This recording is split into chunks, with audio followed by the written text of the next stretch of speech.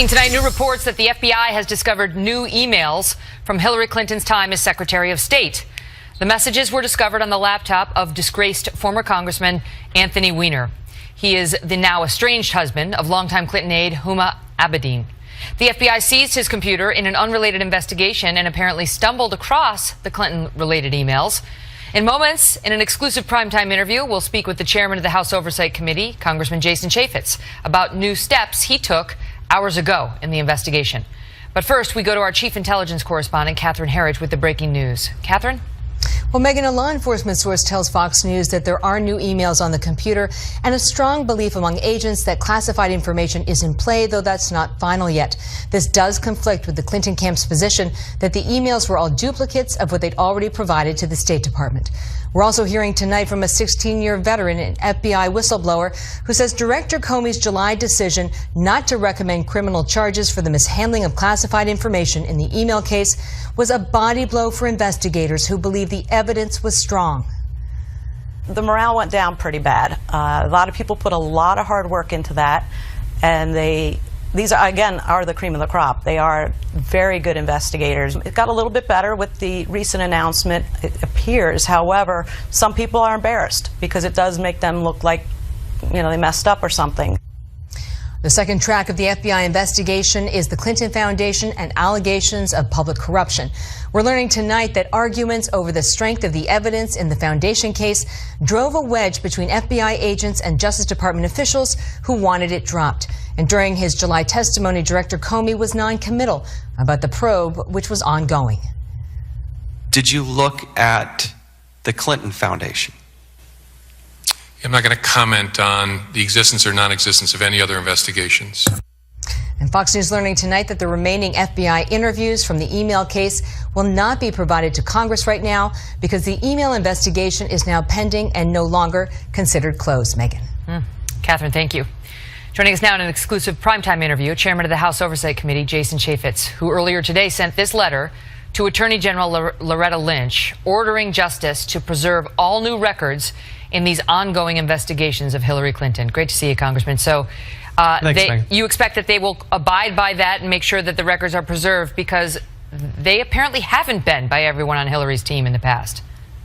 Yeah, well, Bob Goodlatte and I, Bob Goodlatte's the chairman of the Judiciary Committee. I'm the chairman of the Oversight Committee. We put the Department of Justice on notice that they are to preserve all these documents that they may find in these other investigations. Now, a lot of this we've read about just in the media, but we put this in place as another step to make sure that no other records are destroyed, displaced, or done anything other than preserve them because Congress, essentially the American people, are going to want to look at them at some point. Because the FBI has its investigation, but you also have an investigation going into whether she misused her power as Secretary of State and perhaps jeopardized confidential documents or state secrets of some sort.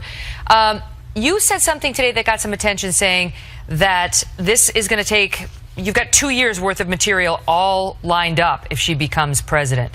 Does that mean, if she is elected, you're saying we're in for at least 2 years of investigations into her?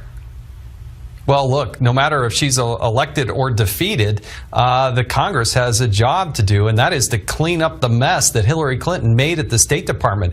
This is potentially one of the largest breaches of security in the history of the State Department. You had classified material that was migrating to a non-classified system. You have allegations of a quid pro quo discussion between the Undersecretary of Management, Patrick Kennedy, and FBI agents. I got a long list. What about him? Do you guys investigate him? Because it's all focused on Hillary right now, but Patrick Kennedy, how is he going to be held to account?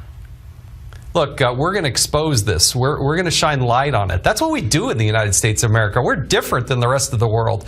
We are self-critical, and I have a constitutional duty to be the tip of the spear, to be that check and balance on the executive branch. I'm not here to be a cheerleader for the president, and shame on those Democrats and the others who say, oh, we should just back off if she's elected. No, no matter what happens in this election, we're going to work to hold her accountable. She's the one that created this mess. What about, I have to ask you about the fact that you say you're voting for Donald Trump. You said just earlier last month, October 8th, the day of the Access Hollywood tape breaking, I'm out. I can no longer endorse Donald Trump for president. And you talked about your 15-year-old daughter saying you can't look her in the eye and tell her that you endorse this man when he acts like this.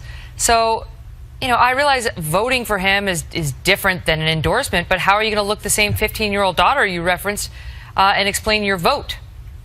Well, my wife and I did vote for Donald Trump last week. I think we're doing and going through a lot of the discussions that people all across this country are doing. I never, ever want to be able to say it's President Hillary Clinton, and that's the choice. There's only two people that have a chance of becoming the president. And if you don't vote for Donald Trump, you're essentially creating a window and an opportunity for Hillary Clinton to become the president. So it's tough. We are never going to support or endorse or condone any sort of action or verbs or words or anything about sexual harassment or belittling women. I don't want to ever be in that position, but we're with a choice right now. Okay, but Two let me people have the chance to become the play president. devil's advocate, because what his critics would say is past is prologue. And if he gets into the office, the most powerful office in the land, and does any of this stuff to any young women, that's on you if you voted for him. That's their argument.